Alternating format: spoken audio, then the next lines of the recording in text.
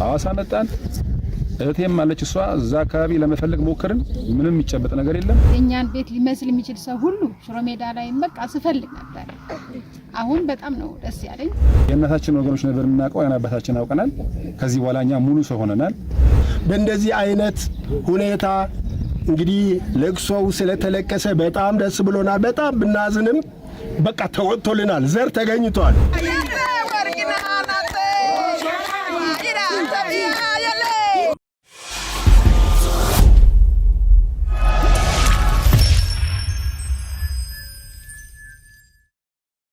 ሰላም ጤና ይስጥልን። የተከበራችሁና የተወዳችሁ ውድ ቤተሰቦቻችን እንዴት ናችሁልን? እንግዲህ ከኢትዮ ኢንፎ በአንድ መረጃ ድጋሚ ተገናኝተናል። ቻናላችን አሁን ላይ ከ814,000 በላይ ሰብስክራይበር አለው። ስለዚህ ይህንን ቤተሰብ ተቀላቀሉ ማለት እንወዳለን። ከስር ባለው ስልክ ቁጥር ደግሞ እንግዲህ በቴሌግራም እና በዋትስአፕ ማለት ነው የኔ ታሪክ ለህዝብ ሊነገር ይገባል፣ እኔ የማውቀው ታሪክ ህዝብ ጋር ቢቀርብ ብዙዎችን ያስተምራል የምትሉት ታሪክ ካላችሁ፣ እንደዚሁም ደግሞ የከሌ ታሪክ እንደዚሁ ህዝብ ጋር ቢቀርብ በእናንተ ሚዲያ ቢቀርብ ብዙዎችን ያስተምራል የምትሉት ባለ ታሪክም ካለ ከስር ባለው ስልክ ቁጥራችን ላይ በቴሌግራም እና ዋትስአፕ ታገኙናላችሁ። በሱ መልእክት አስቀምጡልን ማለት እወዳለሁ።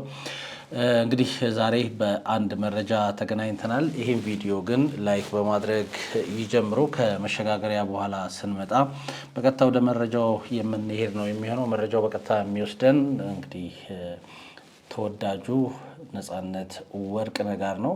ነጻነት ወርቅነህ ጋር ተይዞ አሁንም አዳዲስ ጉዳዮች እየተሰሙ ነው። አሁን በዚህኛው ቪዲዮ አንደኛውን ጉዳይ እንመለከታለን። በሌላ ቪዲዮ ደግሞ እንደዚሁ ባለቤቱ ከአሜሪካ እንግዲህ መታለች።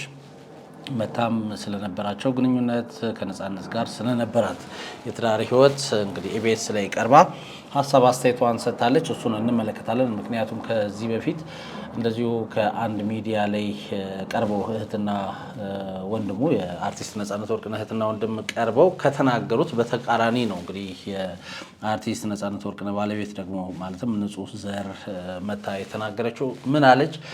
የትኞቹ ጉዳዮች ናቸው እንግዲህ እህትና ከአርቲስቱ እህትና ወንድሞች ሀሳብ ጋር የማይስማሙት የሚለውን እንመለከታለን። አሁንም ግን እንግዲህ የነጻነት ወርቅነህ ስም በድጋሚ መነሳቱን ቀጥሏል። አሁን የምንመለከተው ግን እንግዲህ በአባቱ በኩል ያሉ ዘመዶቹ ጥያቄ አቅርበዋል። እኛም ሀዘናችንን ማውጣት ይገባናል፣ የኛም ልጅ ነው ነጻነት ወርቅነህ በማለት ጥሪ አቅርበዋል። እነማን ናቸው ጥሪ ያቀረቡት፣ እንዴትስ ሆነ የሚለውን አንድ የ7 ደቂቃ ቪዲዮ አለ። እሱን አብረን እንመለከታለን፣ ሀሳባችንን እንሰጣለን። ከመሸጋገሪያ በኋላ አብረን ነው።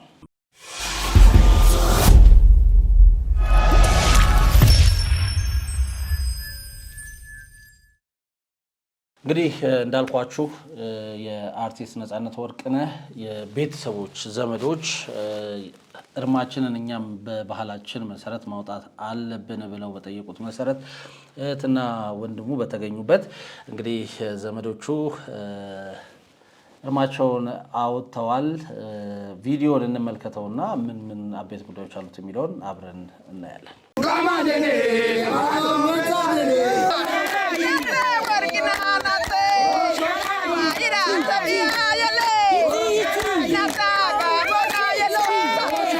ጓደኛዬ ነው። አብረን አንድ ቤት እንኖራለን።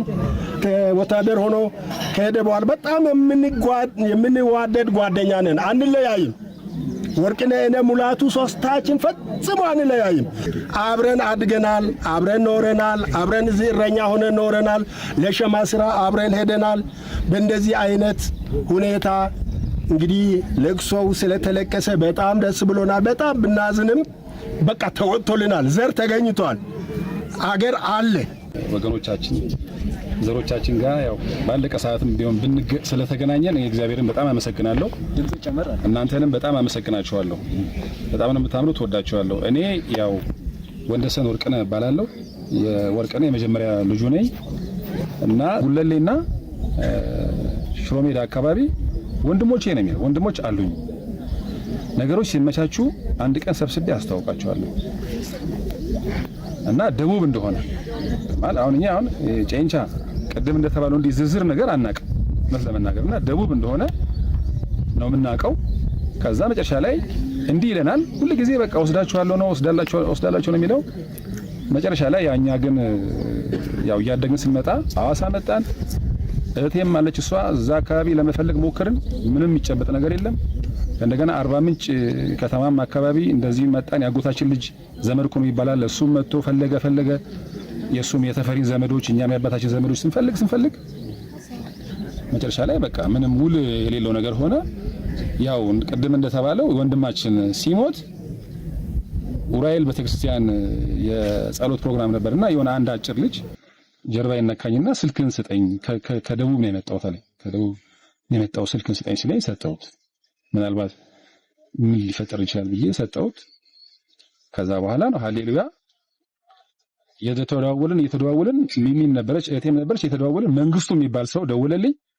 ከዛ ሙላቱ የሚባል ሰውም እንደዚህ ቅድም እንደተባለው ከአባታችን ጋር እንደሚተዋወቁ ምናምን በቃኛም ደስ አለን። ከዛ በኋላ በቃ መሄድ አለብን አለን። ያው በአጋጣሚ ወዲያውኑ ለቅሶ እንደሆነ ልመጣ አስበን ነበረ። መሀል ላይ የሚዲያ ግጭት ተፈጠረ። ያንን ነገር ለማስተካከል ስንር ያው ጊዜው እግዚአብሔር የፈቀደው ዛሬ ስለሆነ ዛሬ መጣን።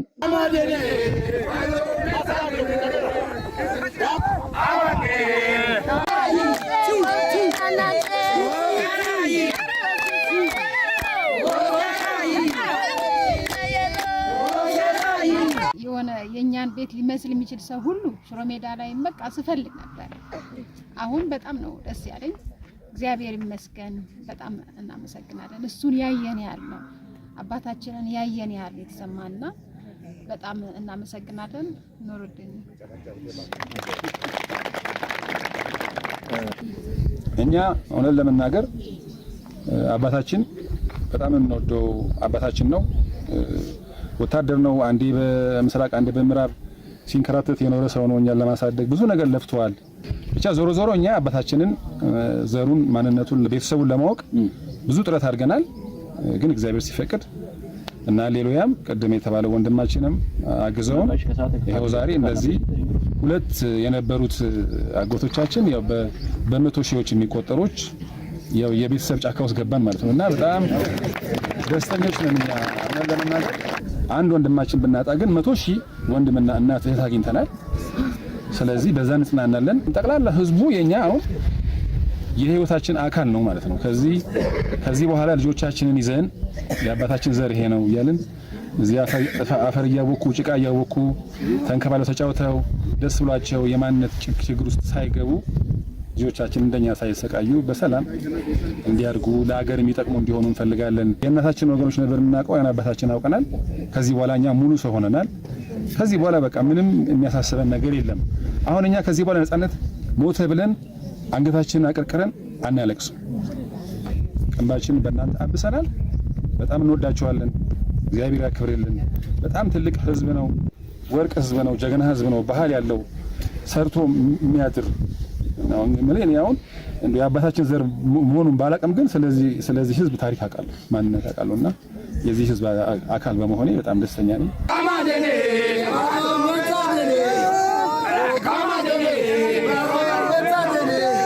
እንግዲህ እንደሰማችሁት ነው የነፃነት ወርቅነህ ወንድም ወንደሰን ወርቅነህ እና እህቱ መሰረት ወርቅነህ እንግዲህ ሁለት አጎት ብቻ ነበረን ብለን የምናስበው አሁን ግን በመቶ ሺዎች የሚቆጠሩ ዘመዶች አግኝተናል የሚል ሀሳባቸውን አጋርተዋል። ምንድነው የተፈጠረው የሚለውን እንመልከት። እንግዲህ ቅድም እንዳልኳችሁ በቅርቡ ከዚህ ዓለም በሞት የተለየው ተወዳጁ የኪነ ጥበብ ባለሙያ አርቲስት ነፃነት ወርቅነህ ለቅሶ ስነ ስርዓቱ በአባቱ ዘመዶች እንግዲህ በአባቱ ትውልድ ቦታ ተከናውኗል። በየትኛውም አካባቢ ሰው ይሙት ለቅሶ በአባት ሀገር ሳይለቀስ አይቀርም የሚለውን የጋሞ ባህል ተከትሎ በአባቱ ትውልድ ስፍራ በጋሞ ዞን ጨንቻ ዙሪያ ወረዳ ዶኮ ሎሻ ቀበሌ እንግዲህ በትላንትናው ዕለት የአርቲስት ነፃነት ወርቅነህ ምንም እንኳን ካለፈ ቀናት ቢያልፉትም በትላንትናው ዕለት ግን በባህላዊ ስነ ስርዓት እንግዲህ እንደገና በአባቱ ዘመዶች ምድር ተከናውኗል። የአርቲስት ነጻነት ወርቅነህ ቀብር በአዲስ አበባ በመንበረ ጸባዖት ቅድስት ሥላሴ ካቴድራል እንግዲህ መፈጸሙ ይታወቃል። በክፍለ ሀገር የሚገኙ የቤተሰቡ አባላት እርማችንን እናውጣ በማለት ባቀረቡት ጥያቄ መሰረትም የአርቲስቱ ወንድም ወንደሰንና እህቱ መሰረት በተገኙበት እንግዲህ የለቅሶ ስነ ስርዓቱ በባህሉ መሰረት በድምቀት ተፈጽሟል። እንግዲህ ቅድም እንዳልኳችሁ የተወዳጁ የኪነ ጥበብ ባለሙያው አርቲስት ነጻነት ወርቅነህ የቀብር ስነ ስርዓቱ በአዲስ አበባ ቅድስት ሥላሴ ካቴድራል መፈጸሙ ይታወቃል። በአባቱ ትውልድ ሀገር በጋሞ ዞን ግን እጅግ ልብ በሚነካና ታላቅ ባህላዊ ለቅሶ እንግዲህ ስነ ስርዓቱ በዘመዶቻቸው ታጅቦ ተከናውኗል።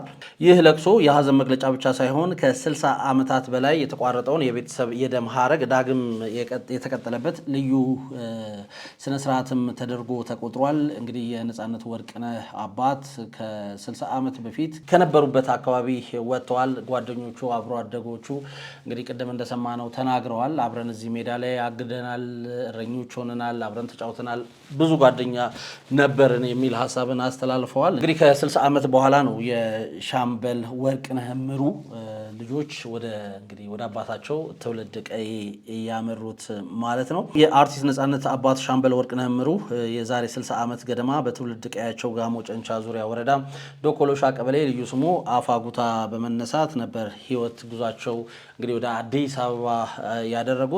በልጅነታቸው ለሽመና ስራ ወደ አዲስ አበባ አመሩ። በደርግ ዘመነ መንግስትም ሀገራቸውን በውትድርና በክብር ማገልገላቸው ተነግሯል። እንግዲህ ከሀገራቸውን በውትድርና ካገለገሉ በኋላም በአዲስ አበባ ፖሊስ በመቀጠልም በአዲስ አበባ ዩኒቨርሲቲ በጸጥታ ዘርፍ ለዓመታት በታማኝነት ማገልገላቸው ተነግረዋል። ሻምበል ወርቅነህ እምሩ ባደረባቸው ህመም በባለሙያዎች ሲረዱ ቆይተው ካለፉ በኋላ ቀብራቸው በቀጨኔ መድኃኔዓለም መፈጸሙም ነው እንግዲህ የተነገረው።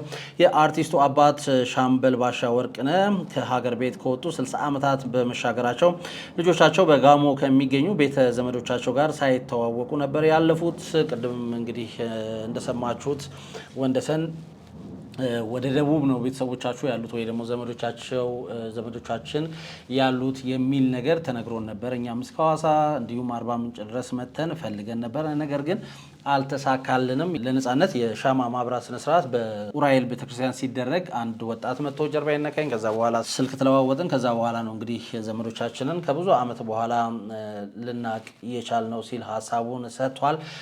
እንግዲህ የሁለት አጎቶች ብቻ ነበሩን። አሁን ግን የቤተሰብ ጫካ ውስጥ ወድቀናል። አሁን የቤተሰብ ጫካ ውስጥ ነው ያለነው። ከእንደዚህ አይነት ማህበረሰብ ስለተወለድን ስለተገኘንም ኩራት ይሰማናል። ይሄ ማህበረሰብ የኛ ዘር የኛ ደም መሆኑን ባላቅም ቀደም ሲል ግን ማህበረሰቡ ጠንካራ እጅግ ታማኝ የሆነ ማህበረሰብ እንደሆነ ግን አቅ ነበረ። ከዚህ ማህበረሰብ ስለተገኘው እጅግ በጣም ደስ ብሎኛል። ወደፊት ደግሞ ልጆቻችንን ይዘመተን እንተዋወቃለን የሚል ሀሳቡን እንግዲህ በዚሁ ስነ ስርዓቱ ላይ አጋርቷል።